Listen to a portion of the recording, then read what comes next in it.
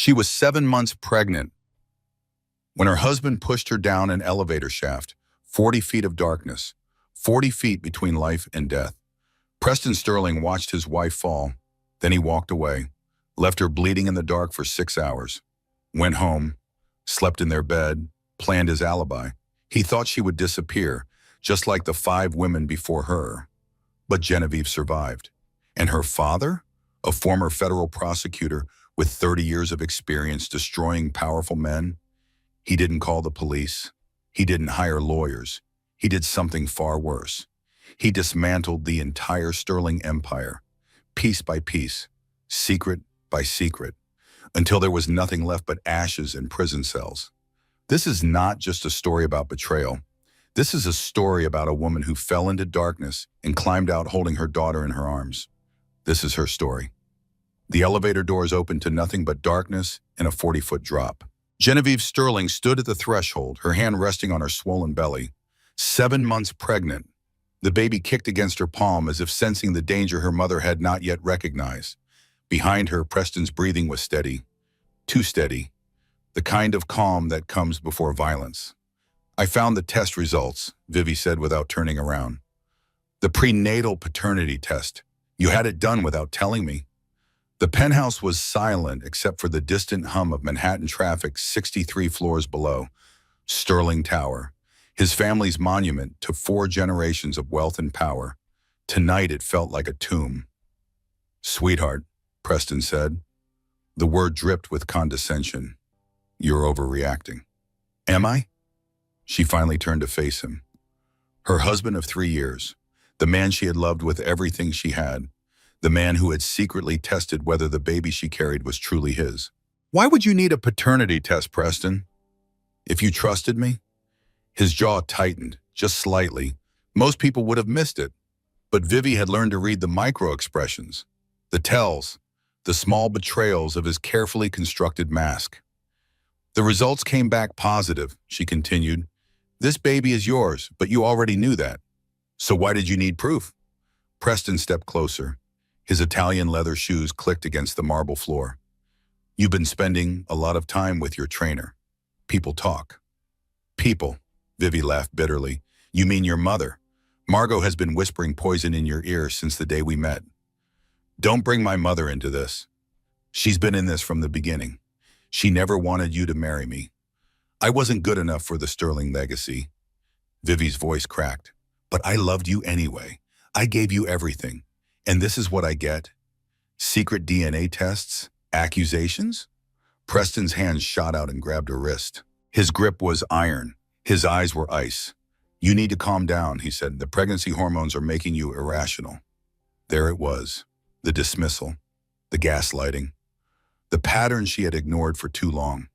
"Let go of me. Vivi, listen to me carefully." His voice dropped to a whisper. "You're going to forget you found that test. You're going to go back to being the perfect Sterling wife, and you're never going to question me again." She wrenched her arm free. "Or what?" Preston smiled. It was the coldest thing she had ever seen. "Goodbye, sweetheart." His hand connected with her back, right between her shoulder blades. The same spot where he had placed his palm on their wedding day, guiding her down the aisle. Now it pushed her into the void. Time fractured. Vivi felt herself falling. The darkness of the elevator shaft swallowed her whole. Wind rushed past her ears, her arms pinwheeled, her mouth opened in a scream that seemed to stretch across eternity. The baby. Save the baby. Instinct took over. She twisted her body midair, curling around her belly like a shell protecting its pearl. If she was going to die, she would die shielding her daughter. Impact. But not the bottom. Her body slammed into something metal. A maintenance platform, 12 feet down, not 40. The blow shattered her left arm and cracked 3 ribs. Pain exploded through every nerve. But she was alive. The baby was alive. Above her, a face appeared in the elevator doorway. Preston, illuminated by the glow of his phone screen. He looked down at her crumpled body, watched, waited. Then he turned and walked away. The last thing Vivi saw before the darkness claimed her was the ceiling of the elevator shaft, concrete and steel and shadows. and somewhere far above, the click of her husband's footsteps retreating across the marble floor. She was going to die here, alone, in the dark. No, not alone, huss. Her hand found her belly. The baby kicked. Fight, Vivi whispered. We're going to fight. Then everything went black. The hospital room was white, too white, the kind of sterile brightness that belonged in nightmares. Genevieve's eyes fluttered open. Machines beeped in steady rhythm. An IV dripped clear fluid into her arm. The smell of antiseptic burned her nostrils. Where am I? What happened? Then it came rushing back. The elevator, the push, the fall. Her hand shot to her belly before her eyes could focus. The instinct that had saved them both was still there, still protecting. The baby? Her voice was a ragged whisper. A face swam into view. Gray hair, tired eyes, a jaw set like granite. Her father. Dad? Raymond Ashford leaned forward in his chair. He took her hand in both of his. His palms were warm, but his grip was trembling. Fighting, he said, like her mother. The doctors say she's a miracle. Both of you are. Tears spilled down Vivi's cheeks. Hot, uncontrollable. The relief was overwhelming. Her daughter was alive. Her baby was still inside her, still growing, still fighting. Preston, she managed to say, he pushed me. Dad, he tried to kill me. Raymond's expression didn't change, but something shifted behind his eyes. A darkness that Vivi had seen before. The same look he had worn during his 30 years as a federal prosecutor. The face he showed to murderers and monsters before he destroyed their lives with evidence and truth. I know, he said quietly. The maintenance worker found you. Security footage shows Preston leaving the penthouse at 11:52, alone. He told the doorman you were taking a bath and wanted to be left undisturbed. Vivi closed her eyes. The betrayal was complete. Not just the push, not just the attempted murder, but the calculated aftermath, the alibi, the plan to make her disappear. How long was I down there? 6 hours. You almost bled out. The doctors had to operate twice. Your arm is held together with titanium pins, 3 broken ribs, internal bleeding. But the baby, Raymond's voice cracked, just slightly. The baby is perfect. You protected her with your body. The doctors said they've never seen anything like it. 6 hours. She had lain in that elevator shaft for 6 hours while her husband went home and slept in their bed. Dad, what do we do? Raymond stood. He walked to the window. Outside, the sun was rising over the city. A new day, a new beginning. Tell me everything again, he said without turning around. Start from the moment you met Preston Sterling. Don't leave anything out. I need to know every detail, every conversation, every strange moment you dismissed or explained away. Why? Now he turned.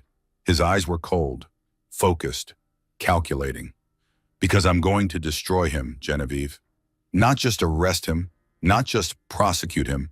I'm going to dismantle everything the Sterling family has built for 4 generations. And when I'm done, the name Preston Sterling will be synonymous with monster. Vivi stared at her father, the man who had taught her right from wrong, the man who had devoted his life to justice, the man who had never once used his power for personal vengeance. Until now. Where do I start? She asked. Raymond pulled his chair closer to her bed. He took out a small notebook, the same kind he had used during 3 decades of federal investigations. The beginning, he said. Tell me about the night you met Preston Sterling, and don't spare any detail. I need to know the man I'm about to bury. The charity gala had been her mother's idea. $200 a plate, crystal chandeliers, women in designer gowns, men in tuxedos that cost more than most people's cars. Vivi had hated every minute of it. 3 years ago, she was 29, working as a legal researcher at a nonprofit, daughter of the famous prosecutor Raymond Ashford, but determined to make her own path, her own name. You look like you'd rather be anywhere else, a voice said behind her. She turned. The man was tall, handsome in that practiced way of people who had been admired their entire lives. Dark hair, blue eyes, a smile that seemed designed to disarm. Is it that obvious? Vivi asked. Only to someone who feels the same way. He extended his hand. Preston Sterling. She knew the name. Everyone knew the name. Sterling Corp. Real estate. Finance. a family fortune that had survived 2 world wars and countless economic crashes. Genevieve Ashford, she said, shaking his hand. Raymond Ashford's daughter. Preston nodded. Your father put 3 of my family's business associates in prison. Vivi tensed. If they were guilty, they deserved it. Preston laughed. It sounded genuine. I'm not complaining. They were guilty. Your father just had the courage to prove it when no one else would. He tilted his head. You're the first woman tonight who's looked genuinely bored at one of my family's events. I think I'm in love. She should have recognized the warning signs. The charm that felt rehearsed. The compliments that came too easily. The way he made her feel like the only person in the room while simultaneously watching everyone else. But she was lonely and tired, and so desperate for someone who saw her as more than Raymond Ashford's daughter. Buy me a drink that doesn't cost $200, she said, and maybe I'll let you tell me more about yourself. Preston smiled. Done. That night, they left the gala together. He took her to a hole-in-the-wall diner in Brooklyn. They ate pancakes at midnight and talked until sunrise. He told her about the pressure of being a sterling heir, the expectations, the loneliness of growing up with money but no real connections. She believed every word. Sure. He was different back then, Vivi said from her hospital bed. Or I thought he was. Looking back, I can see the manipulation, but at the time it felt like fate. Raymond wrote in his notebook. His face revealed nothing. When did things change? Vivi closed her eyes. The memories were painful now, tainted by the truth of what Preston really was. After the wedding, small things at first. He didn't like my friends, said they were jealous of my new lifestyle. He thought I spent too much time with my family, said your work made him uncomfortable. She paused. I made excuses. I told myself he was just protective, that he loved me so much he wanted me all to himself. Classic isolation tactics, Raymond said. Textbook abuser behavior. The word hit Vivi like a slap. Abuser. She had never let herself think it before. Preston never hit her, never screamed. His cruelty was subtle, surgical, the kind that made you question your own reality. There's more, she said. About 6 months into the marriage, I overheard a phone call. Preston was talking to someone about a settlement, something about a girl from his college days. I asked him about it afterward. He said it was a business matter. Nothing important. Raymond's pen stopped moving. What was the girl's name? I don't know. He changed the subject, got angry that I was eavesdropping. I never brought it up again. We'll find out. Raymond set down his notebook. Genevieve, I need you to understand something. What Preston did to you wasn't random. It wasn't a moment of rage. He planned it. The paternity test, the timing, the location. He chose that elevator shaft because he knew about the drop. He knew what would happen when he pushed you. Vivi's stomach turned. You're saying he's done this before. I'm saying we need to find out. Raymond stood. I have contacts, people who owe me favors. I'm going to start digging into Preston's past. Every relationship, every business deal, every suspicious death or accident connected to anyone he's ever known. Dad, Vivi reached for his hand. Be careful. The Sterlings have power, money, influence. If they find out what you're doing. Raymond squeezed her fingers gently. I spent 30 years putting powerful men in prison, he said. Men with money, men with connections, men who thought they were untouchable. His voice dropped to a whisper. Preston Sterling just tried to murder my daughter and my grandchild. There is no force on this earth that will stop me from making him pay. The door to Vivi's hospital room opened. A woman entered, silver hair, cold eyes, a Chanel suit that probably cost more than the hospital's monthly electric bill. Margot Sterling. Raymond, Margot's voice was clipped. I heard about the accident. Terrible thing. My son is devastated. Raymond didn't move from his position by the window. Is that what he's calling it? An accident? What else would he call it? Margot's gaze flicked to Vivi. The poor dear must have tripped. Those elevator platforms can be so dangerous. We've already contacted our legal team about suing the building maintenance company. Vivi felt sick. She watched her mother-in-law spin the narrative in real time, reshaping reality to protect her precious son. Get out, Vivi said. Margot's eyebrows rose. Excuse me? I said get out. I know what Preston did. I know what you've been covering up for years. And if you think for 1 second that I'm going to play along with your lies, you don't know me at all. The mask slipped. Just for a moment, Vivi saw the real Margot Sterling underneath. The cunning, the cruelty, the absolute certainty that she was above the law. Genevieve, dear, the pregnancy hormones have clearly affected your judgment. I suggest you take some time to rest before making any accusations you'll regret. Raymond stepped between them. Margot, he said softly, surely we can discuss this like civilized people.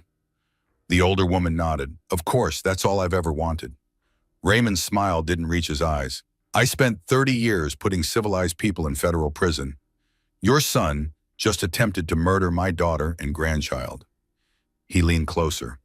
Civilized ended the moment she hit that platform. Margot's face went pale. She looked from Raymond to Vivi and back again. You're making a mistake, she said. The Sterling family has resources you can't imagine. If you pursue this, you'll destroy yourself. I appreciate the warning. Raymond opened the hospital room door. Now get out, before I have security escort you. Margot gathered what remained of her dignity. She walked to the door, pausing at the threshold. This isn't over, she said. No, Raymond replied. It's just beginning. The door closed behind her. The room was silent except for the beeping of Vivi's heart monitor. Dad, she said, what happens now? Raymond pulled out his phone. He dialed a number from memory. Marcus, it's Raymond Ashford. I need everything on Sterling Corp. Every subsidiary, every offshore account, every skeleton. He paused. And Marcus, I need it yesterday. He hung up. Now, he said to his daughter, we go to war. The laptop screen glowed in the dim hospital room. Bridget Kincaid sat at Vivi's bedside, her face pale beneath her carefully applied makeup. Vivi, she said slowly, I need to show you something, and you're going to want to throw this laptop across the room. 2 days had passed since the fall. Vivi was stable now. The baby was thriving despite everything, but sleep refused to come. Every time she closed her eyes, she felt herself falling into the dark. What is it? Bridget turned the screen toward her. Search results, obituaries, news articles from years ago.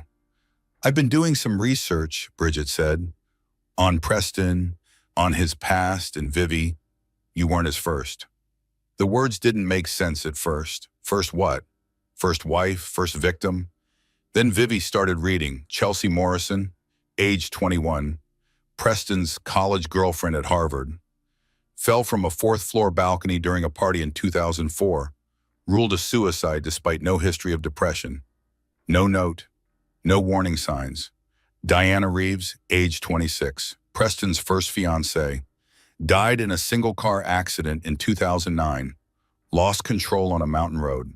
No witnesses, no other vehicles involved. The engagement had been called off 2 weeks earlier. Sarah Crawford, age 28, a junior executive at Sterling Corp., found dead in her apartment in 2014. Official cause, accidental overdose.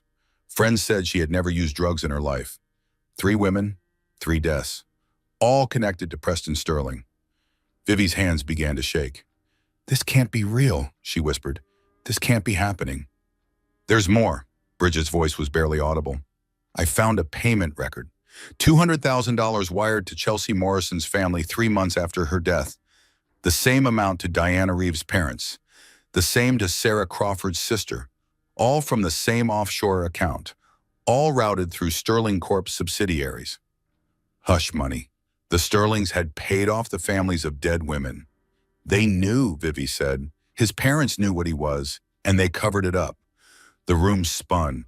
All those years, all those smiles, all those family dinners where Margot Sterling looked at her with barely concealed contempt. They had known their son was a murderer, and they had let Vivi walk right into his web. I was braver than the others, Vivi murmured. What? At my wedding, Margot whispered something to me. She said I was braver than the others. Vivi laughed bitterly. I thought she meant brave enough to marry into the family spotlight, to handle the pressure of being a Sterling. Bridget reached for her hand. Vivi, she meant brave enough to survive, or stupid enough to think I could. The memory flooded back. Her wedding day, the white dress, the flowers, Preston waiting at the altar with that perfect smile. She had been so happy, so certain she had found her forever. But the signs had been there all along. The way Preston watched other women when he thought she wasn't looking. Not with desire, with calculation, like a predator sizing up prey. The casual comments about his exes, how they had been unstable, how they had overreacted, how he was lucky to have escaped. The times he grabbed her wrist just a little too hard during arguments, always apologizing afterward, always blaming stress or work or family pressure. She had explained it all away, made excuses, told herself that love required compromise, that marriage meant accepting someone's flaws. But these weren't flaws. These were patterns, and she had been too blind to see them. I wasn't stupid, Vivi said suddenly. Bridget looked up. What? All those times I felt crazy for doubting him, for feeling afraid, for noticing the micro-expressions that didn't match his words. Vivi's voice grew stronger. I wasn't stupid. I wasn't irrational. I was deceived by someone who had spent his entire life perfecting deception. So, Raymond Ashford sat across from Marcus Holloway in a small office downtown. The private investigator was former FBI, 15 years of service before going private. He and Raymond had worked together on a dozen federal cases. How many? Raymond asked. His voice was steady, his hands were not. Marcus slid a folder across the desk. That we know of? 5. Chelsea Morrison in 04, Diana Reeves in 09, Sarah Crawford in 14. There are 2 more, Catherine Wells in 2011 and Rebecca Palmer in 2017. 5 women, 5 deaths spanning 13 years. Your daughter would have been 6, Marcus added quietly. Raymond opened the folder. Photos, police reports, coroner findings, a paper trail of tragedy stretching back 2 decades. The Sterling family has been covering up their son's tendencies since he was 19 years old, Marcus said. The first girl, Chelsea Morrison, was 17. Preston was a sophomore. The family claimed it was hazing gone wrong, paid off the university, paid off the local police, made it all disappear. How did they keep it hidden for so long? Money, influence, fear. Marcus shrugged. The Sterling name opens doors. It also closes mouths. Anyone who gets too close to the truth gets a visit from their lawyers. Or worse.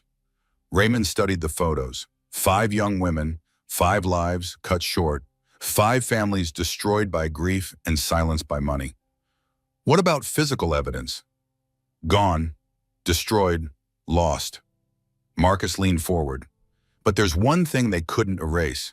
The payments. Every time Preston Sterling killed a woman, his family wired $200,000 to the victim's relatives.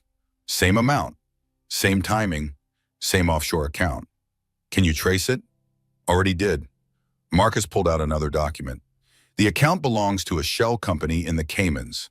The shell company is owned by another shell company in Delaware. That one is owned by a trust administered by Franklin Pierce, the Sterling family attorney, the same man who's been cleaning up Preston's messes for 20 years. Raymond closed the folder. His mind was already working, building the case, connecting the dots, finding the weakness in the Sterling armor. What do you need from me? He asked. Access, Marcus said. The Sterling family has insulated themselves behind layers of lawyers and money.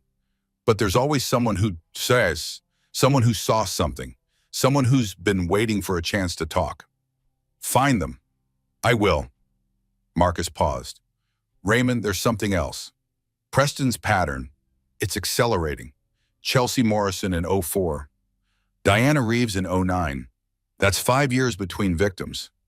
But Catherine Wells was only 2 years after Diana, and Rebecca Palmer was only 3 years after Sarah Crawford. He's losing control, or getting more confident. Either way, your daughter interrupted something. The pregnancy, the paternity test, something spooked him, made him act faster than usual. Raymond thought about Vivi lying in that hospital bed. The broken bones, the internal bleeding, the baby fighting to survive. He won't get another chance, Raymond said. I'm going to make sure of that. That night, Vivi sat alone in her hospital room. The lights were dim, the machines hummed. Outside, the city glittered with a million lights, oblivious to the darkness she had discovered. She found herself braiding her hair, a childhood habit. Her mother used to do this when she was scared. Now she did it herself, over and under, over and under. The repetitive motion calmed her racing thoughts. 5 women, 5 deaths, 5 families destroyed. And she had almost been number 6. The baby kicked. Vivi placed her hand on her belly and felt a tiny life inside her, fighting to exist in a world that had tried to end her before she even began. "I'm going to protect you," Vivi whispered. "No matter what it takes, I'm going to protect you from him, from his family, from everything." The room was silent except for the beeping monitors, but in that silence, Vivi made a decision. She would not be a victim. She would not hide. She would not let Preston Sterling's name be the end of her story. It would be the beginning of his destruction. The corner office of Sterling Corp occupied the entire 52nd floor. Floor-to-ceiling windows offered a panoramic view of Manhattan, a testament to 4 generations of wealth, a monument to power. Preston Sterling sat behind his mahogany desk, his left arm in a sling, a prop, a piece of theater designed to support his story about trying to catch his falling wife. Franklin Pierce paced before him. The family attorney was sweating. His expensive suit was rumpled. His usual pompous demeanor had crumbled into something approaching panic. "The police are asking questions," Pierce said. "Your mother is managing the situation, but Raymond Ashford isn't a man who can be managed. My father-in-law is a retired prosecutor." Preston's voice was calm, almost bored. "He has no jurisdiction, no authority, no power. He has contacts. 30 years of contacts in federal law enforcement. The FBI, the DOJ, the IRS. Pierce stopped pacing. "And he has motive. You pushed his pregnant daughter down an elevator shaft." "Allegedly." "Preston, I've been cleaning up your messes since you were 19 years old. Chelsea Morrison, Diana Reeves, all the others. I've made every problem disappear. But this is different. Genevieve survived. She's talking. And her father has the resources to make people listen." Preston stood and walked to the window. The city spread out below him like a kingdom waiting to be conquered. "Then we'll bury him," Preston said, "like we bury everyone." Sure. Raymond's home office had transformed into a war room, 3 walls covered with documents, photos, timelines, a web of connections linking Preston Sterling to 2 decades of violence. Teddy Ashford sat at the computer, his fingers flying across the keyboard. Vivi's younger brother had built his tech company from nothing. He understood money, how it moved, how it hid. "Dad," Teddy said, "I found something." Raymond crossed the room. "What?" "The payments, $200,000 before each death. I traced them through 17 shell companies." Teddy pointed at the screen. "They all lead back to the same account in the Caymans. But here's the thing. The wire transfers happened 3 days before each victim died. Every single time. He was paying in advance." "For what?" Raymond studied the pattern. 3 days before Chelsea Morrison fell from that balcony. 3 days before Diana Reeves lost control of her car. 3 days before Sarah Crawford overdosed on drugs she never used. "Cleanup," Raymond said. "He pays someone to handle the aftermath. Make it look like an accident. Destroy evidence. Silence witnesses." "There's more." Teddy pulled up another document. The same account received a deposit 3 days before Vivi's fall, $200,000. The implications were staggering. Preston hadn't just pushed his wife on impulse. He had planned it, budgeted for it, treated her murder as a line item on a spreadsheet. "Can you trace who receives the money?" "Working on it." Teddy rubbed his eyes. "But whoever it is, they're good, really good. This isn't some amateur covering tracks. This is professional level money laundering." "Keep digging." Raymond picked up his phone. "I have a meeting." "With who?" "Franklin Pierce. He wants to make a deal." The meeting took place at a neutral location, a conference room at a midtown law firm. Neutral ground, witnesses, everything proper and above board. Franklin Pierce sat on one side of the table. Raymond sat on the other. $20 million, Pierce said. Genevieve signs a non-disclosure agreement. No criminal charges, no civil suits, No public statements. The Sterling family makes this all go away. Raymond said nothing. It's a generous offer, Pierce continued. More than generous. Your daughter gets financial security for life. Your grandchild grows up wealthy. Everyone moves on. Franklin, Raymond's voice was quiet. Do you remember the Morrison case? 2008? You represented the family. I prosecuted. Pierce's face went pale. That was different. Was it? Raymond leaned forward. Because I still have those files. Every document, every deposition, every piece of evidence that mysteriously vanished before trial. He paused. I wonder what the Bar Association would think about how you obtained certain testimony. That case was dismissed.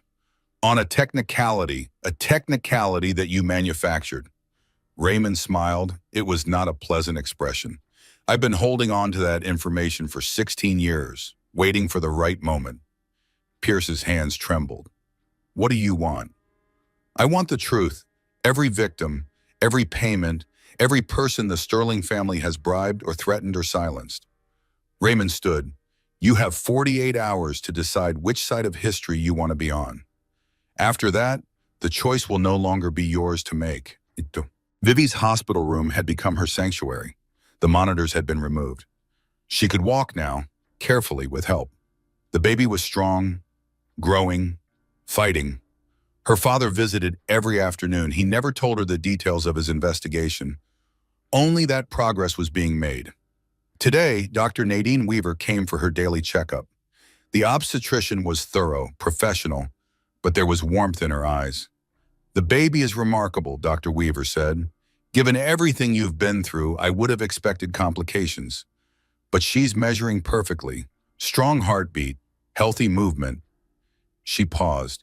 She's a survivor, like her mother. Vivi placed her hand on the monitor screen.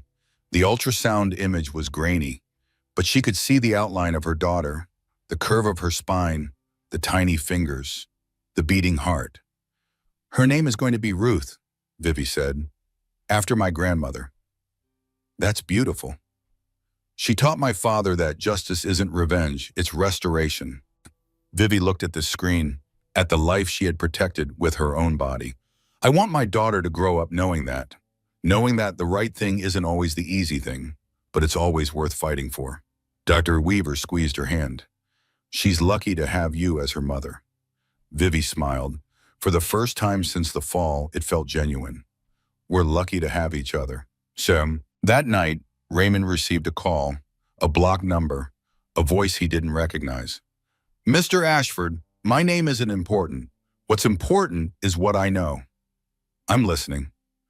Preston Sterling has been killing women for 20 years, and someone has been helping him cover it up.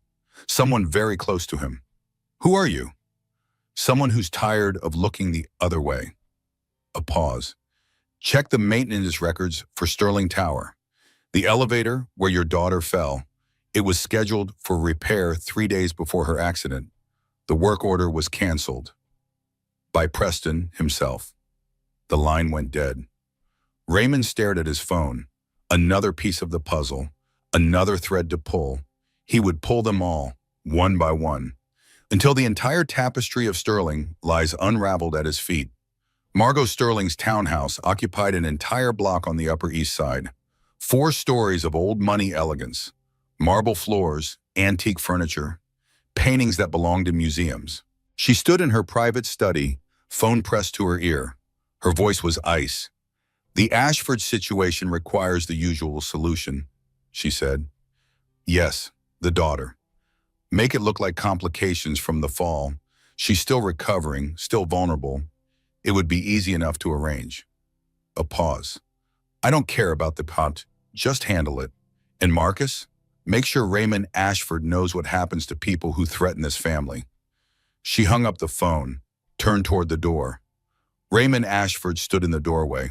I had that entire conversation recorded, Margot. His voice was calm, almost pleasant. You just ordered a hit on my daughter, on Federal Wire. Margot's face went white. Her composure shattered like fine china. That's impossible. You couldn't have what? Anticipated that you'd try to have Genevieve killed? That you'd use the same methods you've used for 20 years to clean up your son's messes? Raymond took a step into the room. I've been recording every phone call in and out of this house for 3 weeks. Every text message, every email. Your security system has more holes than Swiss cheese. That's illegal. So is conspiracy to commit murder. So is obstruction of justice. So is running a criminal enterprise that has resulted in the deaths of at least 5 women. Raymond smiled. I spent 30 years learning how to build cases against people like you. People who think their money makes them untouchable. You're not untouchable, Margot. You're just the next defendant. You're bluffing. I never bluff. I prosecute. Margot reached for her phone. I'm calling my lawyers. Please do. While you're at it, you might want to call a good criminal defense attorney. Franklin Pierce isn't going to help you. He's too busy trying to save himself. The door burst open. 2 men in FBI jackets entered, badges displayed. Margot Sterling, the first agent said, "You're under arrest for conspiracy to commit murder and witness tampering. You have the right to remain silent." Margot's screams echoed through the townhouse as they led her away in handcuffs. Raymond watched from the window as they put her in the car. 1 down, 1 to go. The media explosion was immediate and overwhelming. Headlines everywhere. Television, internet, social media. The Sterling name that had commanded respect for 4 generations was now synonymous with scandal. Sterling heir questioned in wife's fall. Former prosecutor uncovers pattern of deaths connected to billionaire family. Sterling matriarch arrested on conspiracy charges. Preston Sterling's face appeared on every screen, his carefully crafted image crumbling in real time. The handsome philanthropist, the charming businessman, the devoted husband, all lies. Vivi watched the news from her hospital bed, a bowl of lime jello in her hand. The same jello she had craved throughout her pregnancy. Preston always mocked the craving, called it childish, common. Now she savored every bite. Bridget sat beside her, scrolling through her phone. Your father is trending on Twitter. The hashtag Justice for Sterling Victims has been viewed 50 million times. Good. There's also a GoFundMe for the families of Preston's other victims. It's already raised $2 million. Vivi set down her spoon. Those families, Chelsea Morrison's parents, Diana Reeves's mother, they've been suffering in silence for years, decades, accepting money to keep quiet, living with the knowledge that their daughters were murdered and no one would believe them. Your father believed them. My father didn't even know they existed until last week. Vivi shook her head. I should have seen it. All those red flags I ignored. All those strange comments Preston made about his exes.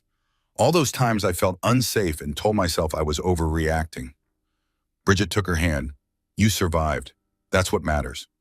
I almost didn't. Vivi looked at the television. Preston's face filled the screen, so handsome, so confident, so utterly empty behind those blue eyes. He's going to try to spin this. Make himself the victim. Blame me, blame my father, blame anyone except himself. Let him try. Bridget squeezed her fingers. The truth is out now, and your father is just getting started.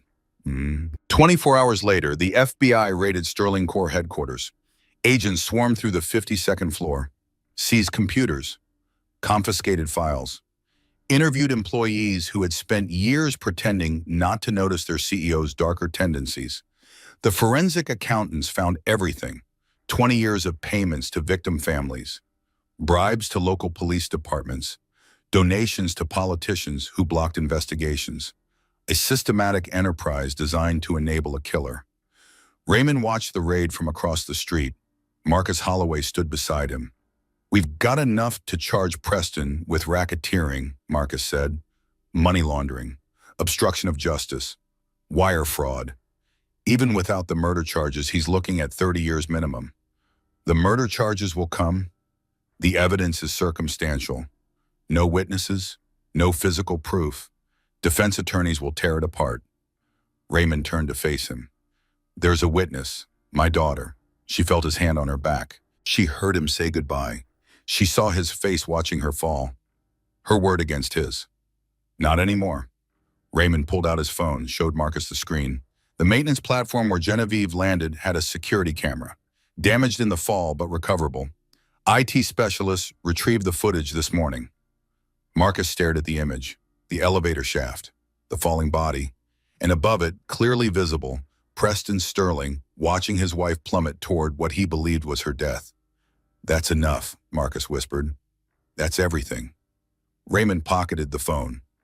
"Preston Sterling is going to prison for the rest of his life, and I'm going to make sure he knows exactly who put him there." The interrogation room at the federal building was deliberately ugly. Gray walls, harsh lighting, a metal table bolted to the floor. Celeste Vaughn sat across from Detective Holloway. Her mascara was smeared from crying. Her hands shook as she clutched a paper cup of cold coffee. "He told me she was abusive," Celeste said. "That she trapped him with the pregnancy, that she was mentally unstable. I believed him." Her voice cracked. "I believed everything." Holloway remained silent. Let her talk. "I met Preston at a company retreat 2 years ago. He was so charming, so attentive. He made me feel special, important." She laughed bitterly. "Looking back, I can see the manipulation, the love bombing, the way he isolated me from my friends, my family. But at the time, it felt like love." "When did you start suspecting something was wrong?" "About 6 months ago, Preston started acting strange, paranoid. He kept checking Genevieve's phone, tracking her location. He said he thought she was having an affair." Celeste shook her head. "I think he was looking for an excuse, a reason to what?" She took a deep breath. "A reason to do what he did to the others." Holloway's expression didn't change, but his grip on his pen tightened. "What do you know about the others?" Celeste reached into her purse, pulled out a USB drive, slid it across the table. "He kept records," she said, "of all of them. Photos, videos, personal information. He called it his insurance." Her eyes filled with fresh tears. "I found it on his computer last week. After what happened to Genevieve, I realized I had been sleeping with a monster." Holloway took the USB drive carefully. "Why are you coming forward now?" "Because I could have been next." Celeste met his gaze. "I saw the pattern, the way he talked about his exes, the way he'd get cold sometimes. Empty, like there was nothing human behind his eyes." She shuddered. "I was in love with a serial killer, and I never even knew it." The safe house was located in an unremarkable suburb of New Jersey, a modest split level on a quiet street, armed guards at every entrance. Vivi had been moved here 3 days ago, away from the hospital, away from the media, away from anyone who might try to finish what Preston started. It was past midnight. She couldn't sleep. Every time she closed her eyes, she saw the elevator shaft, felt the hand on her back, heard his voice. "Goodbye, sweetheart." She walked to the window. Her hand rested on her belly. The baby kicked, strong, insistent, demanding. "I know," Vivi whispered. "I can't sleep either." The breakdown came without warning. Not loud, not dramatic, just a quiet collapse. A crumbling of the walls she had built to hold back the horror. She sank to the floor, her back against the wall, her arms wrapped around her swollen belly. The tears fell silently, hot, endless. "I let him into my body, my home, my family. I loved him. I trusted him. I was going to raise a child with him. And he tried to kill us both." The sobs shook her entire frame. Her broken ribs screamed in protest, but she couldn't stop, couldn't hold it in anymore. All those years, all those lies, all those moments when she had doubted herself, when she had believed his explanations, when she had made excuses for his cruelty because it was easier than facing the truth. She had been married to a murderer, had shared a bed with a monster, had planned a future with a man who had killed 5 women before her. How did I not see it? How did I not know? The door opened, footsteps, then a presence beside her. Bridget, her best friend, the one person who had never liked Preston, who had tried to warn her, who had been pushed away when Vivi chose her husband over everyone else. Bridget didn't speak, just sat down on the floor next to her. Shoulder to shoulder, silent support. After a long time, Bridget said, You know what I keep thinking about? That time Preston complained the coffee was too hot at your wedding brunch, and you actually apologize for coffee you didn't even make. Vivi laughed through her tears, a broken sound. I apologized for everything, the weather, traffic, his moods. I was always apologizing. Never again. Vivi wiped her eyes. Her hand found Bridget's. I survived him. I survived the fall. I'm going to survive the truth of who I married. Bridget squeezed her fingers. Yes, you are. You. The USB drive changed everything. The contents were extensive. 2 decades of documentation. Photos of women Preston had dated, personal information, financial records, and most damning of all, videos. Videos of Chelsea Morrison at the party before her death, Diana Reeves getting into her car, Sarah Crawford at her apartment building. Preston hadn't just killed these women. He had documented them, collected them, kept them as trophies. The FBI forensic team worked around the clock, matching faces to names, connecting dots that had been invisible for 20 years. The USB drive contained more than evidence, Raymond told Vivi during his daily visit. It contained the names of every person the Sterling family paid to look the other way. 3 judges, 2 senators, the police chief who handled Chelsea Morrison's case, half a dozen corporate executives who helped launder the payoff money. Vivi stared at him. How deep does this go? Deep enough to bring down some very powerful people. Raymond sat down beside her. The FBI is opening investigations into 23 separate individuals. This isn't just about Preston anymore. It's about the entire system that enabled him. What about the other families? Chelsea Morrison's parents? Diana Reeves's mother? I've spoken with them. Some are willing to cooperate. Others are scared. They've spent years being told to stay quiet, to accept the money and move on. Raymond paused. But now they have a choice. Now they can finally tell the truth. Vivi thought about those families, the mothers who had lost daughters, the fathers who had buried children, the siblings who had grown up missing someone who should have been there. They deserve justice, she said. They'll get it. Raymond's voice was steel. I promise you that. The grand jury convened on a Tuesday morning, federal courthouse, downtown Manhattan. Security tighter than anyone could remember. Genevieve Sterling walked through the metal detectors with her father at her side. 8 months pregnant now, moving slowly, carefully. Every step a reminder of what she had survived. The courtroom was packed. Reporters, attorneys, FBI agents, representatives from victim families who had waited decades for this moment. Vivi took her seat in the witness chair. The court reporter's fingers hovered over her machine. 24 jurors watched from their seats, waiting, listening. Please state your name for the record. Genevieve Ruth Ashford Sterling. Mrs. Sterling, can you tell us about the events of October 15th of this year? Vivi took a deep breath. She had rehearsed this, prepared for every question, but nothing could truly prepare you for reliving the worst night of your life in front of strangers. My husband Preston and I were in the penthouse apartment of Sterling Tower. We had been arguing about a prenatal paternity test I found in his office. He had secretly tested the baby's DNA without my knowledge or consent. What happened next? I confronted him, asked him why he needed proof that the baby was his. He became defensive, aggressive. Vivi paused. Then he pushed me. Where did he push you? Into the elevator shaft. The doors were open. There was nothing below me but a 40-foot drop. A murmur rippled through the courtroom. The jurors' faces shifted from neutral to horrified. What happened after he pushed you? I fell, but I hit a maintenance platform about 12 feet down instead of falling all the way to the bottom. I broke my arm, cracked 3 ribs, suffered internal bleeding. Vivi's hand moved to her belly. But my baby survived. We both did. Did you see your husband's face during or after the fall? Yes, Vivi's voice was steady now, strong. He looked at me while I fell. He watched to make sure I was dead. And when I didn't die immediately, he turned and walked away. He left me there, in the dark, bleeding, alone. One of the jurors, an older woman, had tears streaming down her face. Another juror, a middle-aged man, gripped the armrest of his chair until his knuckles went white. Mrs. Sterling, were you aware of any prior incidents involving your husband and other women? Not at the time. I've since learned that Preston has a history of violence against women. At least 5 other women died under suspicious circumstances while involved with him.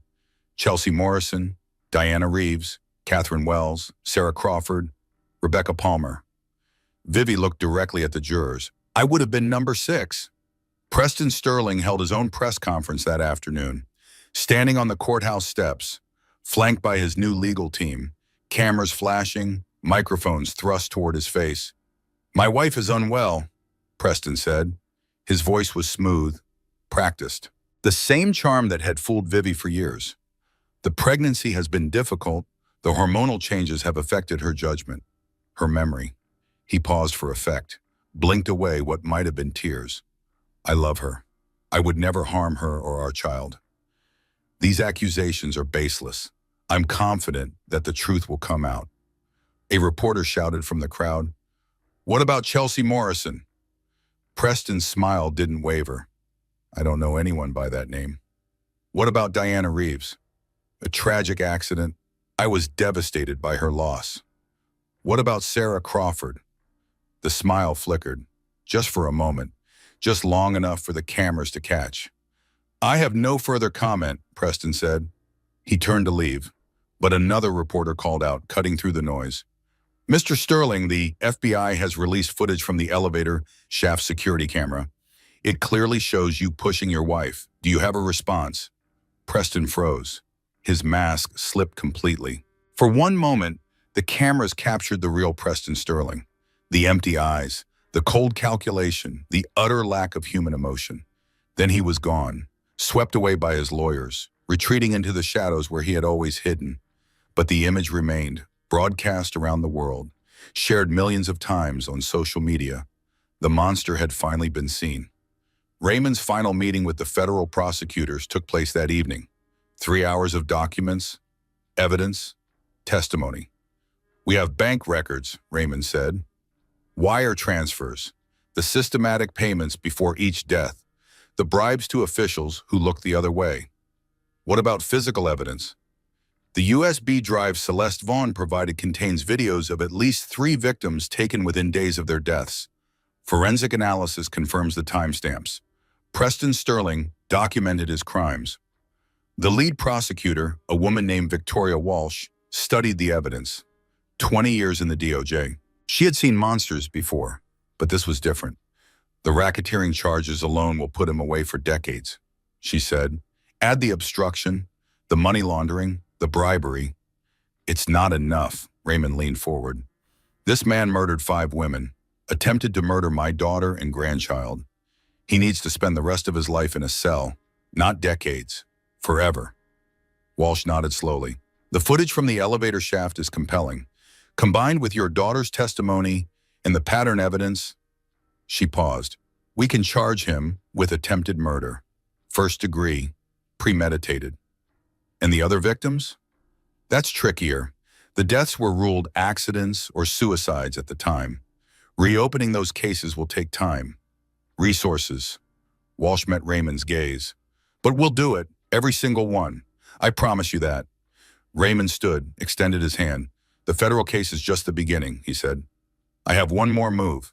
And it will cost the Sterling family more than prison time. It will cost them everything they valued most, their legacy. The shareholder meeting took place at the Sterling Corp headquarters, the same building where Preston had tried to murder his wife, the same elevator shaft where Genevieve had fallen. 300 shareholders packed the auditorium. Nervous whispers, uncertain faces. The company's stock had dropped 60% since the scandal broke, millions of dollars in value, evaporating by the hour. Raymond Ashford walked to the podium. He wasn't a shareholder, not officially, but over the past 2 months, working through a network of shell companies and proxy voters, he had quietly acquired 15% of Sterling Corp stock, enough to make his voice heard. Ladies and gentlemen, Raymond began, my name is Raymond Ashford. Some of you know me. Most of you know my reputation. Murmurs from the crowd. The Ashford name carried weight in these circles. 30 years of federal prosecutions, dozens of corrupt executives sent to prison, a legacy of holding the powerful accountable.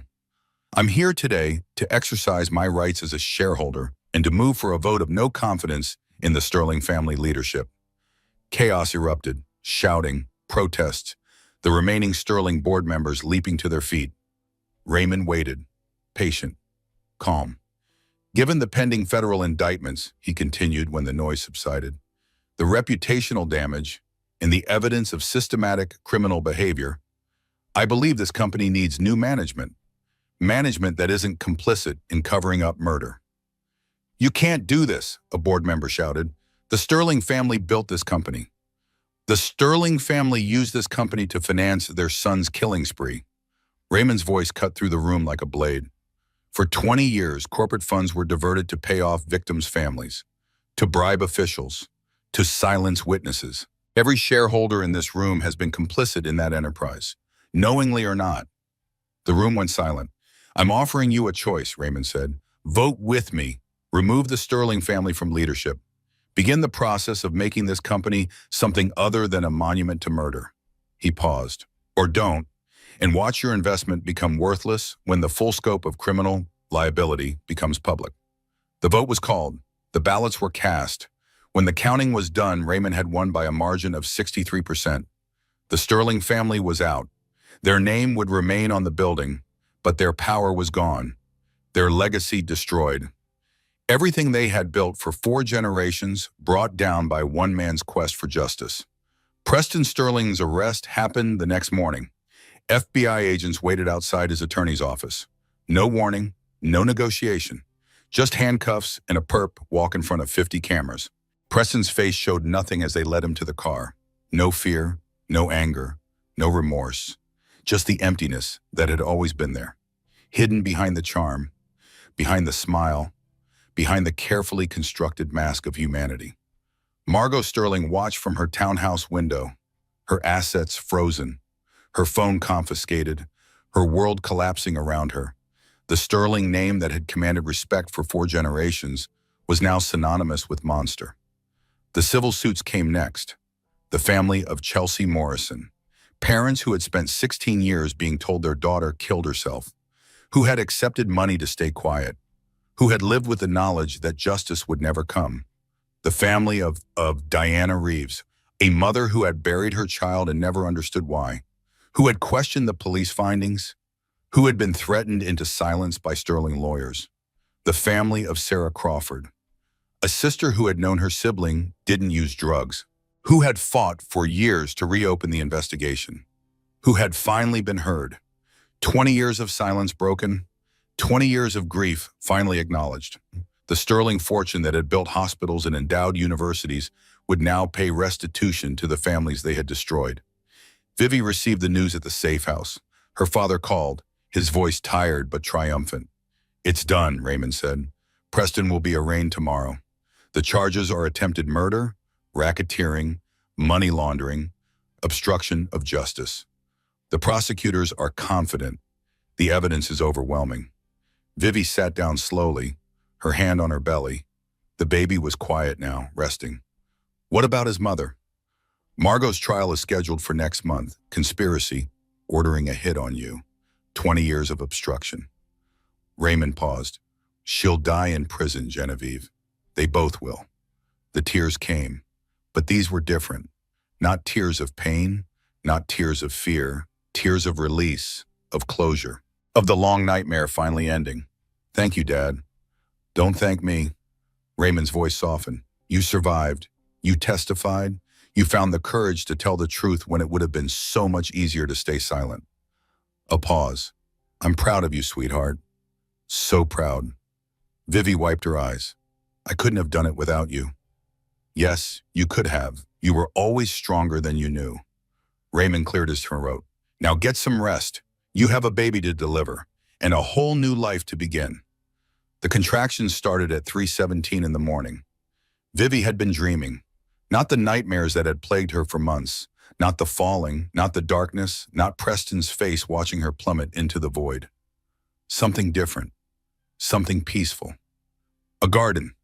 sunlight streaming through apple trees, a little girl with dark hair running through wildflowers, laughing, free, safe.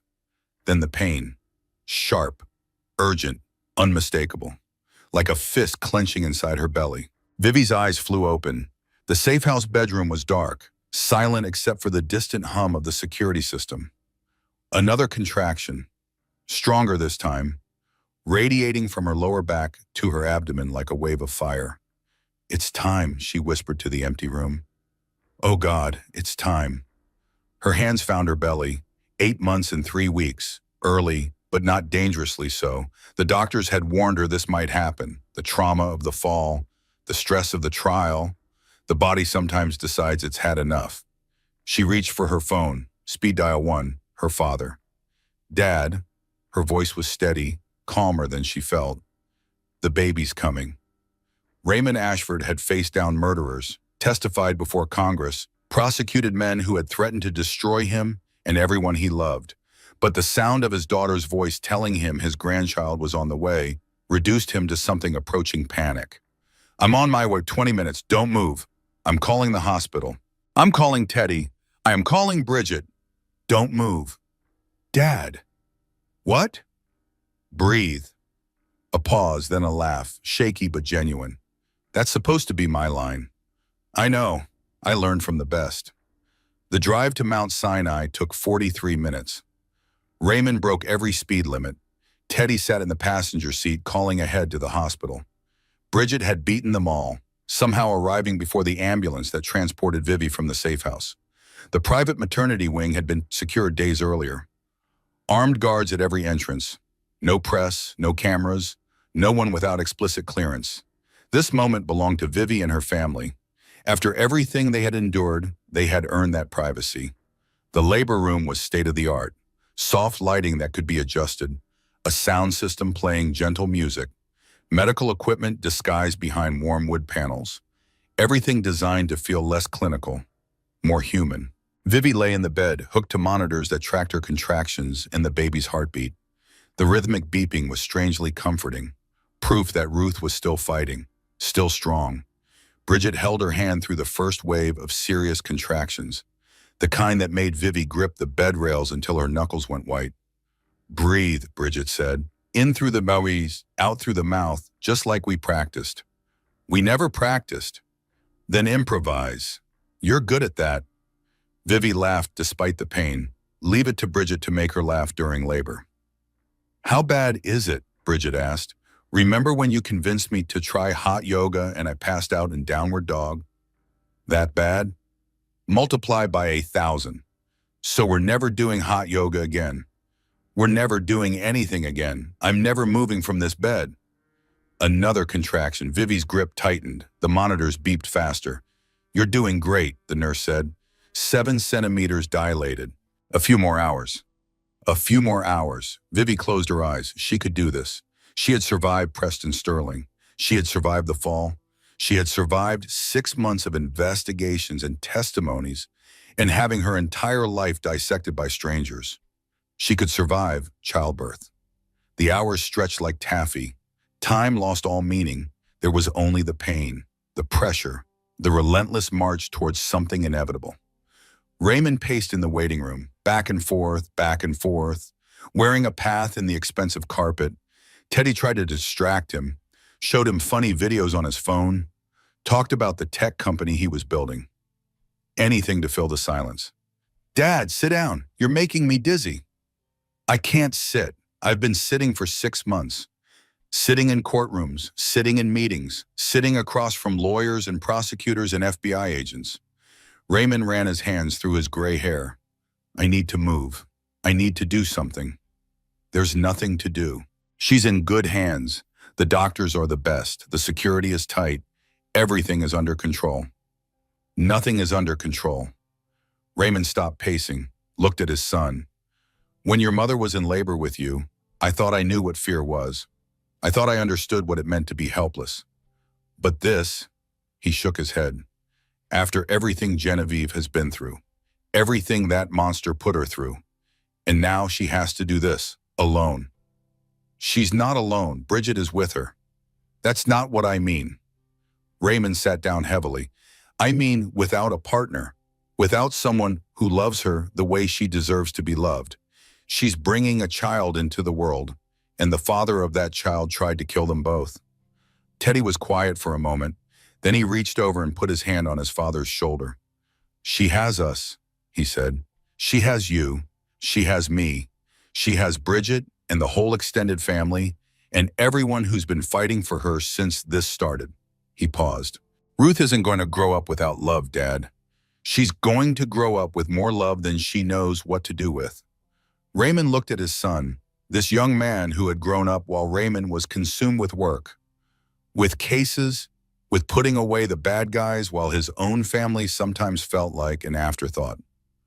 When did you get so wise? I had a good teacher. Teddy smiled. Even if he wasn't always around. I'm sorry for all the times I wasn't there. You're here now, that's what matters. The waiting room door opened. A nurse appeared. Mr. Ashford, there's been a complication.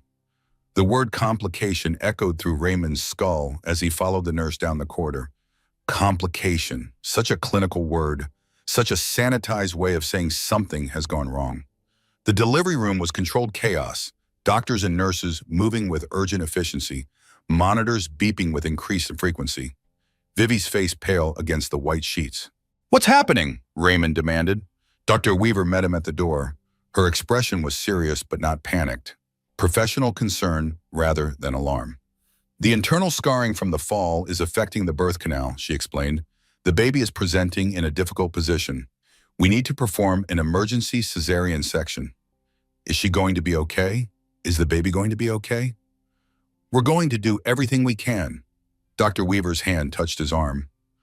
A rare gesture of personal connection from the typically clinical physician. Your daughter is strong, Mr. Ashford.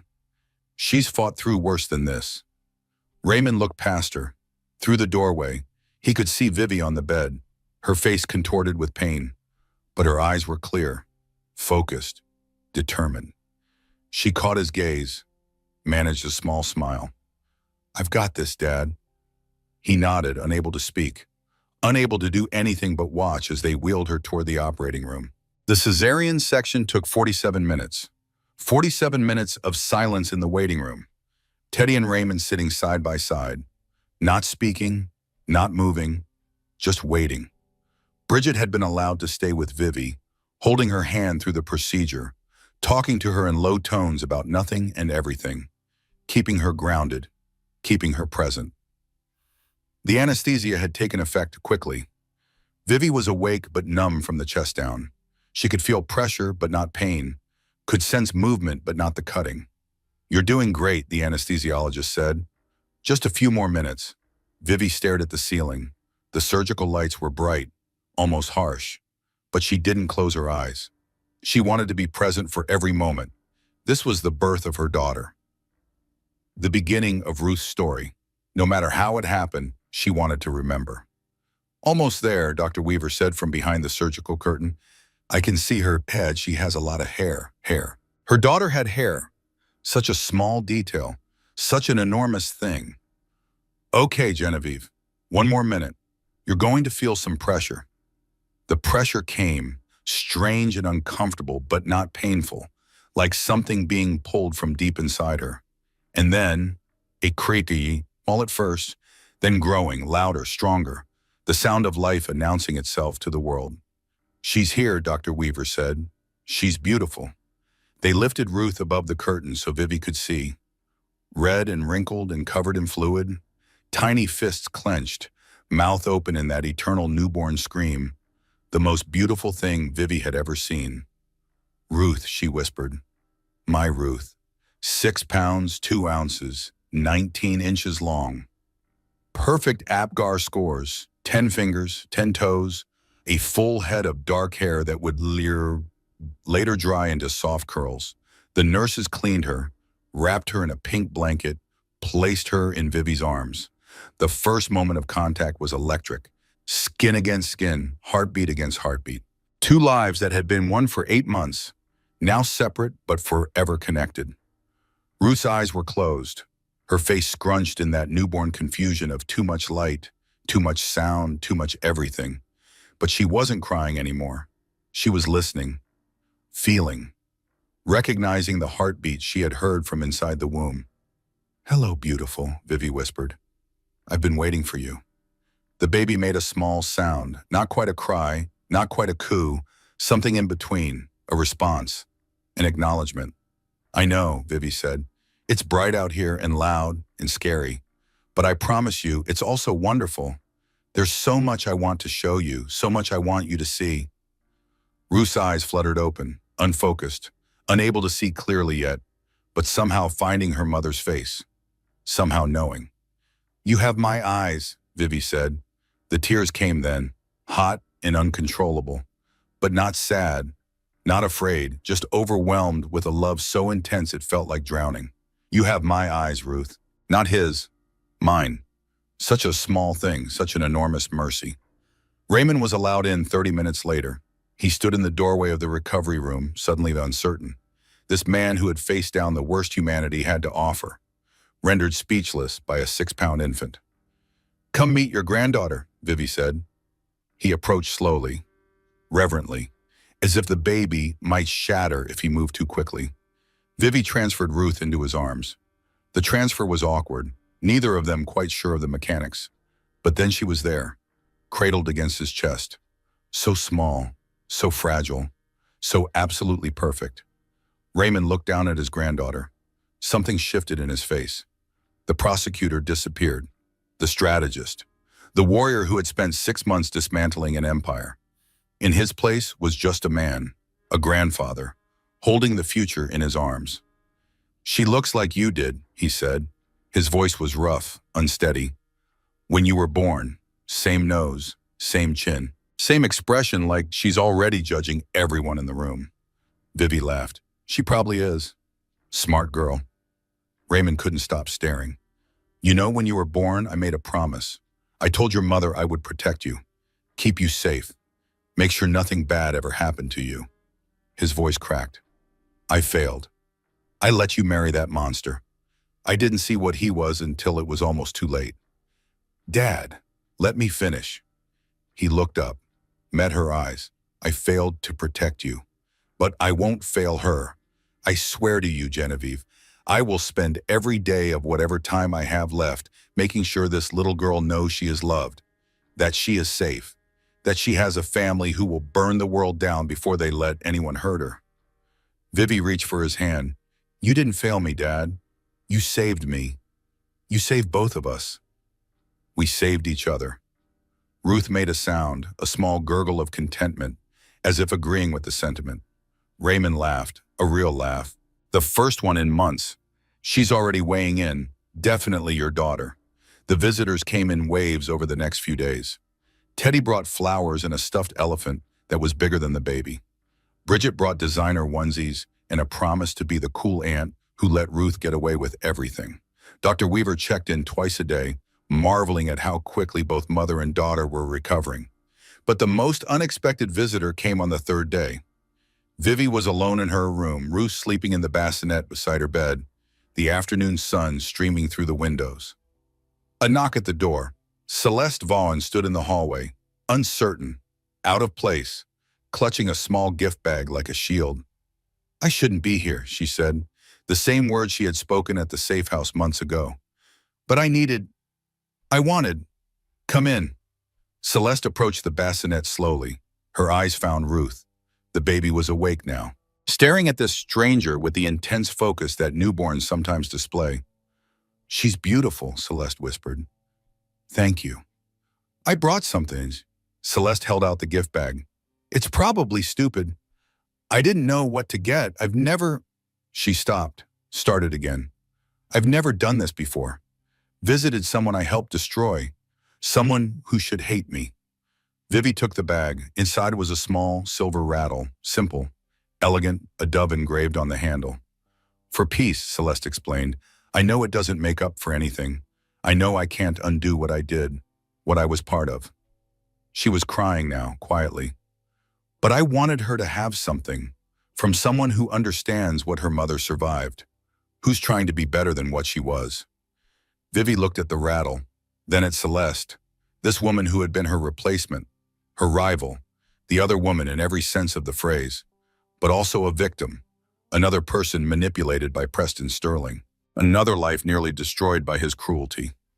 "Sit down," Vivi said. Celeste hesitated, then sat in the chair beside the bed. "I'm testifying next month," she said. "The federal prosecutors. They want to know everything, every conversation, every lie he told, every moment I spent pretending not to see what he really was." "Are you scared?" "Terrified." Celeste laughed bitterly. "The Sterling lawyers have already started. Leaked stories about my past, my relationships, anything to discredit me before I take the stand. They tried that with me, too. How do you deal with it?" Vivi considered the question. How did she deal with it? The exposure, the judgment, the strangers on the internet dissecting her life and finding her wanting. "I focus on what matters," she finally said. "Ruth, my family, the truth." She paused. "Everything else is noise." Celeste nodded slowly. "I envy you, that clarity, that certainty." She looked at Ruth. "Maybe that's what motherhood does. Gives you something bigger than yourself to fight for." "Maybe?" Vivi shifted in the bed. "Or maybe it's what surviving does. Strips away everything that doesn't matter until you're left with what does." They sat in silence for a moment. Two women connected by the worst person they had ever known, finding something like understanding in the space between. "I should go," Celeste said. "You need rest, and I've taken enough of your time." She stood, walked to the door, paused. "Thank you," she said, "for not hating me, for letting me see her."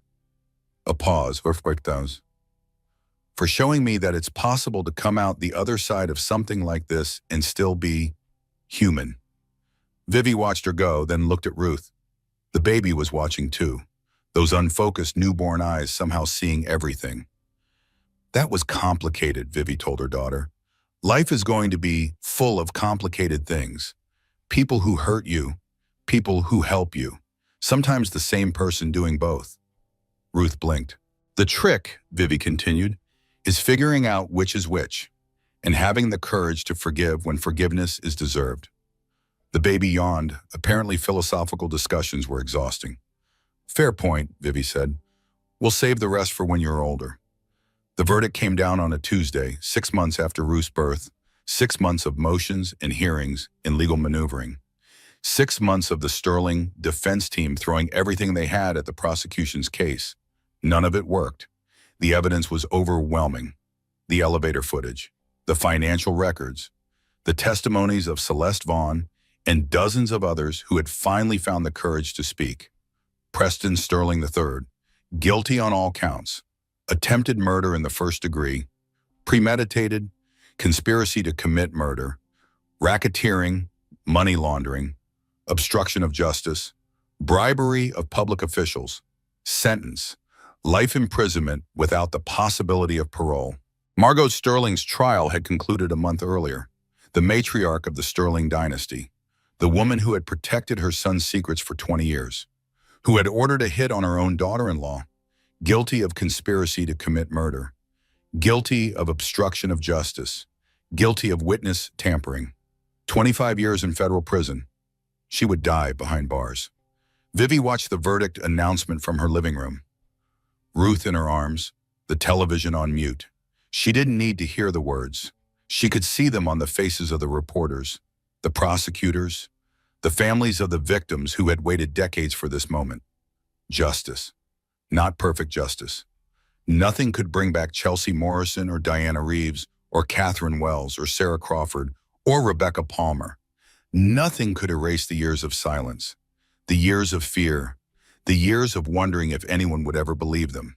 But this was something, an acknowledgement, a reckoning. A line drawn in the sand that said, "No more." Raymond called moments after the verdict.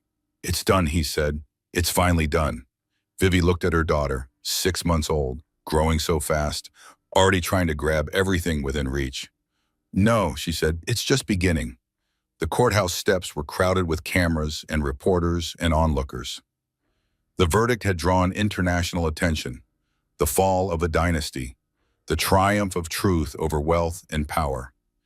Vivi walked through the chaos with Ruth in her arms. Security flanked her on all sides. But she didn't hurry, didn't hide. Let them see. Let them photograph. Let them witness what survival looked like. A reporter shouted a question. "Mrs. Sterling, how do you feel about the verdict?" She paused, turned toward the cameras. Ruth was awake, looking at the crowd with wide eyes, taking in this strange new world of flashing lights and shouting voices. Vivi smiled, not triumphant, not vindictive, something quieter, something stronger. Peace. "My name," she said clearly, "is Genevieve Ashford, and I feel like the rest of my life just started." Then she walked down the steps, into the waiting car, away from the past and toward everything that came next. 2 years later, the house sat on 3 acres of Connecticut countryside, a white Cape Cod with blue shutters, a wraparound porch with rocking chairs, a garden that bloomed with flowers from April to October. Nothing like Sterling Tower. Nothing like the penthouse prison where Vivi had spent 3 years of her life pretending to be happy. This was real. This was hers. This was home. Ruth's laughter echoed across the backyard. 2 years old now, running on sturdy legs that had learned to walk at 10 months and hadn't stopped moving since. She was chasing butterflies, her dark curls bouncing, her arms outstretched toward creatures that always stayed just out of reach. Vivi watched from the kitchen window, coffee in hand, morning light streaming through clean glass.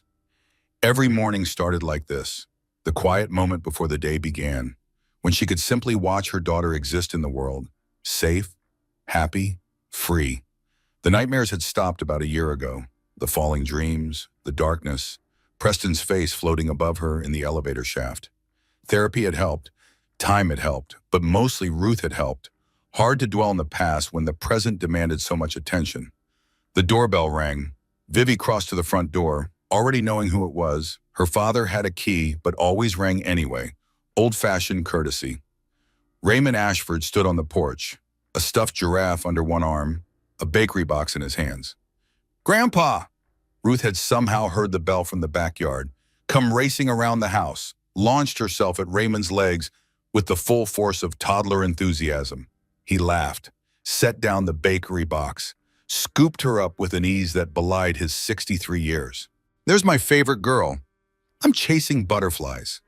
Did you catch any?" "No, they're too fast." "That's okay. The best things in life are worth chasing even if you never catch them." Ruth considered this wisdom with the gravity only a 2-year-old could muster, then squirmed to be put down. "Come see my garden." She grabbed his hand, pulled him toward the backyard. Raymond shot Vivi a helpless look over his shoulder. "Coffee's on the counter," she called after him. "I'll bring it out." The garden had been Ruth's project, or at least she had helped plant seeds in the spring. Watched them grow all summer, taking personal credit for every flower that bloomed. Raymond let her give the full tour, nodding seriously at each discovery, asking questions about colors and names and which flowers were her favorites. Vivi brought coffee and joined them on the patio. The morning was warm but not hot, a perfect September day. "You know," Raymond said, settling into one of the rocking chairs, "when you were little you had a garden too. Nothing this impressive, but you were proud of it." "I don't remember." "You were 3. We had just moved to the house in Westchester. Your mother planted tomatoes, and you decided they were yours, watered them every day, talked to them." He smiled at the memory. "When they finally produced fruit, you were so proud. Made us eat them at every meal for a month." Vivi tried to summon the memory. It was there somewhere, buried under decades of other moments. "I miss her," she said. "Mom, I wish she could have met Ruth. She would have loved her." Raymond watched his granddaughter dig in the dirt with focused determination. "She would have loved all of this, what you've built, who you've become." "Who I've become," Vivi laughed softly. "Some days I'm not sure who that is." "You're a survivor, a mother, a voice for people who didn't have one." Raymond turned to face her. "Do you know how many families you've helped? Not just the Sterling victims. Others, people who saw your testimony and found the courage to come forward about their own situations." Vivi had heard the stories, the letters that arrived at her attorney's office, the messages on the foundation's website. Women who had watched her testimony and recognized their own lives, who had found the strength to leave, to speak, to fight.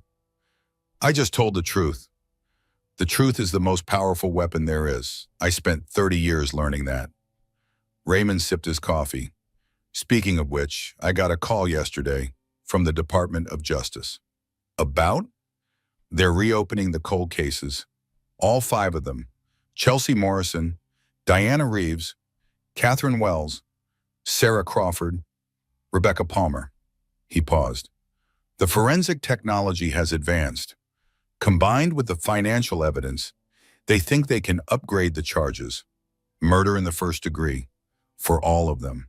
Vivi processed this information. More trials, more testimony, more reliving of the nightmare she had escaped, but also more justice. More closure for families who had waited even longer than she had.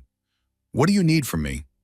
Nothing yet, but they may want you to testify again about the pattern, about what you observed during your marriage.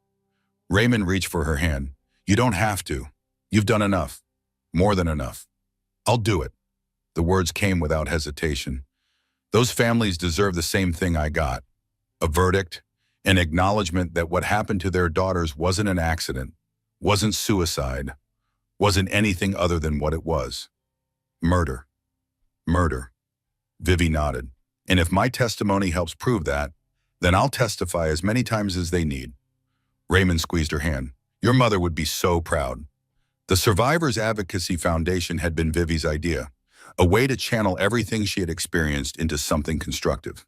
The Ashford Foundation for Domestic Violence Survivors, funded initially by a portion of Vivi's divorce settlement, grown through donations from people touched by her story. The office was in downtown Hartford. Nothing fancy, a converted warehouse space with exposed brick and big windows, desks for the staff, meeting rooms for support groups, a crisis hotline that operated 24 hours a day. Vivi visited once a week, more when she could manage it. Today, she brought Ruth. This is where Mommy works, she explained as they walked through the front door. Ruth looked around with wide eyes. The office was buzzing with activity, phones ringing, people typing, conversations happening in every corner. It's loud, Ruth observed. Yes, because lots of people need help, and these are the people who help them. A woman approached, Sarah Chen, the foundation's executive director. Brilliant, compassionate, a survivor herself, though her story was her own to tell. Genevieve, and this must be Ruth. Sarah crouched down to Ruth's level. I've heard so much about you. Your mommy says you're the best helper in the world. Ruth considered this. I help with the garden. That's very important work. Flowers need water. They certainly do. Sarah stood. We have some new volunteers starting today. Would you like to say a few words? Nothing formal. Just welcome them. Let them know what they're part of. Vivi nodded. She had done this before, found that she was good at it, though public speaking had never been her strength. But talking about this, about survival, about hope, that was different. That came from somewhere deeper than skill. The conference room held about 20 people, new volunteers, some eager, some nervous, all committed to making a difference. Vivi stood at the front of the room, Ruth in a chair beside her, coloring in a book someone had provided. Thank you for being here, Vivi began. I know you all have other things you could be doing, jobs, families, lives that don't include spending your free time helping strangers through the worst moments of theirs. She paused, let the words settle. But you chose this. You chose to be here. And that choice matters more than you know. A young woman in the front row was crying quietly. Vivi recognized the signs. A survivor, probably recent, finding her way back to solid ground. When I was thrown down that elevator shaft, I thought my story was ending. I thought everything I had worked for, dreamed about, hoped for was gone. In a single moment, the man I loved tried to erase me from existence. The room was silent. Even Ruth had stopped coloring. But I survived, not because I was strong, not because I was special. I survived because I wasn't alone, because I had people who believed me when I told the truth, people who fought for me when I was too broken to fight for myself. She looked at each face in the room. That's what you're doing here. You're becoming that person for someone else, The one who believes, the one who fights, the one who says, I see you, I believe you, you're not alone. The young woman in the front row raised her hand. How do you know what to say when someone tells you their story? Vivi considered the question. You don't need to know exactly what to say. You just need to listen, really listen. Not to respond, not to fix, just to witness. She paused.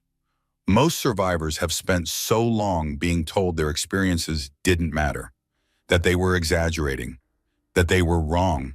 Sometimes the most powerful thing you can say is, I believe you. The session continued. Questions and answers. Practical information about resources and protocols. But Vivi kept coming back to that core truth. I believe you. 3 words that had saved her life. The afternoon brought an unexpected visitor. Vivi was in her office reviewing grant applications when Sarah knocked on the door. There's someone here to see you. Says her name is Margaret Morrison. Morrison. Vivi's heart clenched. Chelsea Morrison's mother? Sarah nodded. Should I tell her you're busy? Vivi took a breath. No, send her in. Margaret Morrison was in her 60s, silver hair, tired eyes that had seen too much sorrow. She entered the office slowly, hesitantly, as if unsure she belonged. Mrs. Ashford, thank you for seeing me. Please call me Genevieve and sit down. Margaret lowered herself into the chair across from Vivi's desk, her hands twisted in her lap. I wasn't sure I should come. We've never met. And what I have to say, it's been 16 years. 16 years of silence, of taking their money and pretending my daughter killed herself. Vivi waited. Let the woman speak at her own pace. Chelsea didn't kill herself. Margaret's voice cracked. She was happy, in love, planning her future. She had just declared her major, talked about law school, about making a difference. I know, Vivi said. I've read her file. Then you know what he did, what they all helped him cover up. Margaret wiped her eyes. I knew, I've always known, but I was scared. They threatened us, said they would destroy my husband's business. Take our house, make our lives impossible. The Sterlings were good at threats. They were good at following through. Margaret laughed bitterly. So we took the money, signed the papers, kept quiet while our daughter's killer walked free, dated other women, married you. She looked at Vivi with something like wonder. And you survived. You were the one who finally stopped him. Vivi shook her head. I wasn't the one. There were dozens of people, investigators, prosecutors, other survivors who came forward. But you were first. You were the one who had the courage to tell the truth when everyone else was still afraid. Margaret reached into her purse, pulled out a photograph, handed it across the desk. Chelsea Morrison at 18, dark hair, bright smile, so young, so full of promise.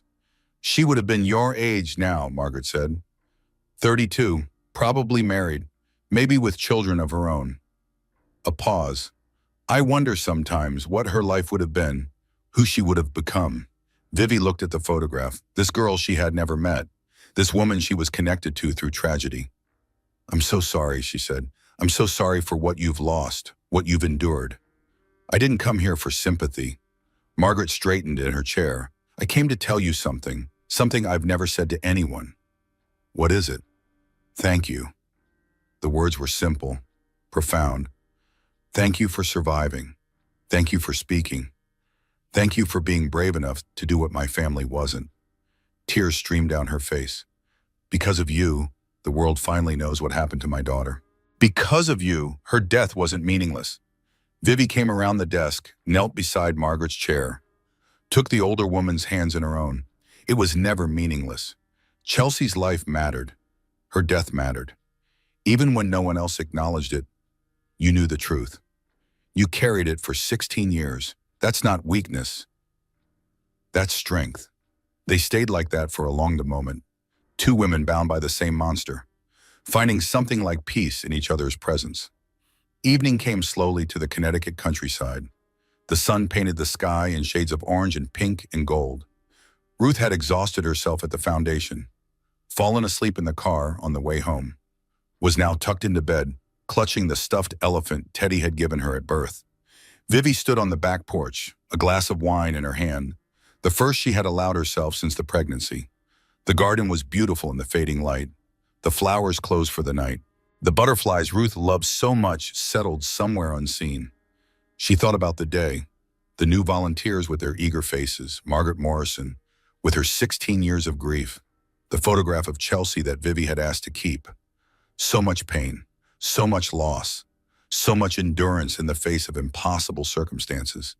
And yet, life continued. Flowers bloomed, children laughed, survivors found their voices, families found their closure.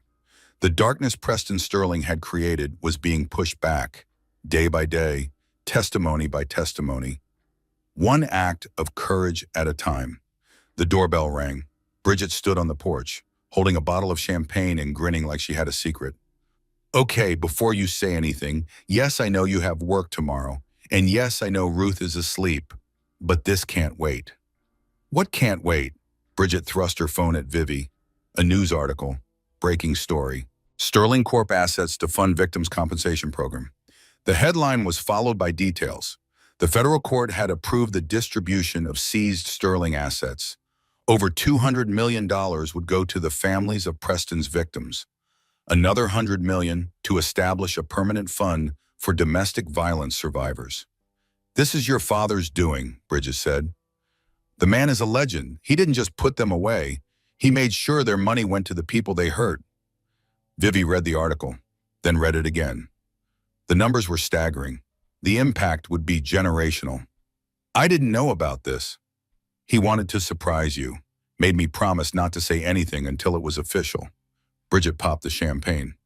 So, we're celebrating, even if it's just one glass, even if you have to be responsible tomorrow. Tonight, we acknowledge that the good guys won. They sat on the porch watching the stars emerge, drinking champagne that probably cost more than Vivi wanted to know. How do you feel? Bridget asked. Vivi considered the question. How did she feel? Like it's really over. Like I can finally stop waiting for the other shoe to drop. That's called peace. I've heard it's nice. It is. Vivi smiled. It really is. The speaking engagement was Vivi's biggest yet. A national conference on survivor advocacy. 3,000 people in the audience. Another 100,000 watching the live stream. She had prepared her remarks, rehearsed them, made sure every word landed exactly where it needed to. But when she stepped to the podium and looked out at the sea of faces, she set her notes aside. I had a speech prepared, she said. Statistics about domestic violence, policy recommendations. All very important, all very necessary. She paused. But you didn't come here for statistics. You came here for the same reason I did. Because you know that behind every number is a person, a story, a life that was changed forever by violence. The audience was silent, thousands of people holding their breath. 3 years ago, I was thrown down an elevator shaft by my husband. I was 7 months pregnant. He expected me to die, expected to erase me the way he had erased 5 women before me. She let that sink in. I survived, not through any special strength of my own. I survived because I landed on a platform instead of falling all the way down. Because a maintenance worker found me 6 hours later. Because doctors worked through the night to save my life and my daughter's. A woman in the front row was crying. A man beside her had his arm around her shoulders. People asked me how I moved on, how I found peace, how I rebuilt my life after everything was destroyed. Vivi took a breath. I tell them, I didn't move on. I moved through. There's no shortcut past the pain, no bypass around the trauma. You have to walk the whole path, feel every terrible step. Let the grief wash over you until there's nothing left but you. She looked at the faces before her. Survivors, advocates, people who had dedicated their lives to helping others through the darkness. But here's what I know now. The path has an end. And on the other side of it, you meet yourself. The version of you that survived everything designed to break you, everything meant to erase you. She smiled, and she's someone worth meeting. Standing ovation, 3,000 people on their feet, applauding, crying, holding each other. The sound washed over Vivi like a wave. Not triumph, not vindication, something simpler. Hope. The final scene of Vivi's story wasn't dramatic, wasn't profound, was just a morning like any other. Ruth woke early, demanded pancakes, Got syrup on her face and in her hair and somehow on the ceiling. Bridget came by with coffee and gossip about the preschool parent drama. Raymond called to check in, to talk about Ruth's upcoming birthday party, to remind Vivi how much he loved her. Teddy texted a picture of himself at some tech conference, looking successful, looking happy, looking nothing like the worried young man who had paced the hospital waiting room while his niece was being born. The foundation sent updates, new volunteers trained, new families helped, new lives saved. Margaret Morrison sent flowers. A standing order. Every week since their meeting, a reminder that grief and gratitude could coexist. And Ruth. Ruth played in her garden, chased butterflies she would never catch, laughed at jokes only she understood, grew taller every day, more confident, more herself. Vivi watched her daughter from the kitchen window, coffee in hand, morning light streaming through clean glass. This was her life now. Not the sterling penthouse, not the charity galas, not the crystal and marble and careful performances. Just this, a messy kitchen, a sticky toddler, a family that had been forged in fire and come out stronger. Ruth looked up, caught her mother watching, waved with both hands. "Mommy, come see." Vivi set down her coffee, walked out to the garden. Let her daughter show her the latest butterfly, the newest flower, the small wonders that made up a child's world. "It's beautiful," she said. "I know." Ruth's confidence was absolute, the certainty of someone who had never been told they weren't enough. Vivi knelt beside her, brushed a curl from her face, felt the fierce love that still surprised her every single day. "You know what the best part is?" she asked. "What?" "That you're here to see it, that we're here together." Ruth considered this with the gravity of a 2-year-old philosopher. "That is good," she agreed. "And yes," Vivi said, "it really is." Later that evening, after Ruth was asleep and the house was quiet, Vivi returned to the back porch. The stars were out. Millions of them, more than you could ever see from Sterling Tower. She thought about the journey, the 3 years since the fall, the darkness and the light, the despair and the hope, the woman she had been and the woman she had become. He threw me down that shaft expecting me to disappear. Like the others, like all his secrets, like everything inconvenient that stood between him and what he wanted. But I didn't fall into darkness. I fell into the rest of my life, and it's a life he'll never touch.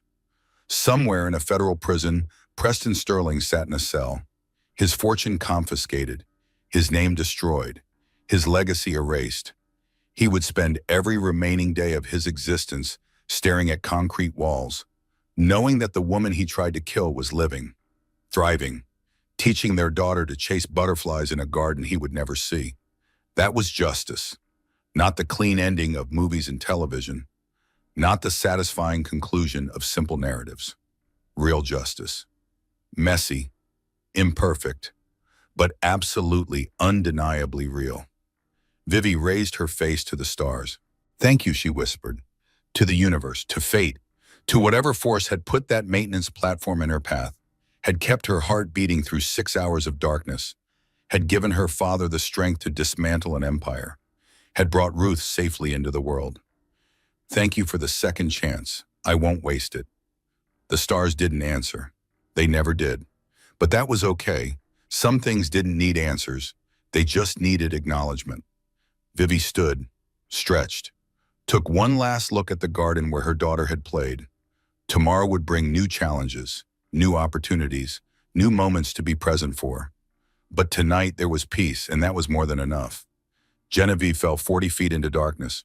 She rose 40,000 feet into the light. Some stories end with revenge. This one ended with something better. A daughter who will never know her father's cruelty. A grandfather who proved that justice still exists. A woman who transformed her pain into power for thousands of other survivors. If this story touched your heart, do me a small favor. Hit that subscribe button so you never miss another story like this one. Leave a comment telling me which moment hit you the hardest. I read every single one. And if you know someone who needs to hear that survival is possible, share this with them, because sometimes the right story at the right time can change everything. Until next time, stay strong, stay hopeful, and never stop fighting.